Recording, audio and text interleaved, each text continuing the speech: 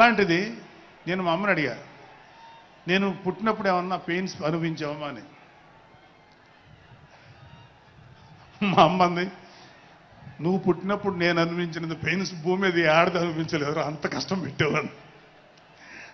అది మా అమ్మ చెప్పింది నా గురించి. సరే కళ్యాణ్ బాబు ఎలాగా అన్న. గొప్ప విషయం అంటే నేను షాక్ అయ్యా. వాడు పుట్టినప్పుడు నాకు పెయిన్ అనేది కొంచెం కూడా తెలియలేదురా, అలాగా నాకు పెయిన్ లేకుండా పెయిన్ ఇవ్వకుండా పుట్టాడు. ఈ విషయం నేను కొంచెం షాక్ అయ్యా. అదేంటమ్మా కనీసం పెయిన్స్ ఉంటాయి కదా, ఏమోరా నాకు ఏమాత్రం పెయిన్ తెలియకుండా పుట్టాడని. సో నేను ఏమంటానంటే,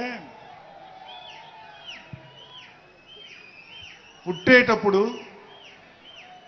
కన్న తల్లికి కూడా ఏమాత్రం నొప్పి బాధ ఇవ్వకుండా పుట్టిన పవన్ కళ్యాణ్ లాంటోడు, అలాంటి నాయకుడు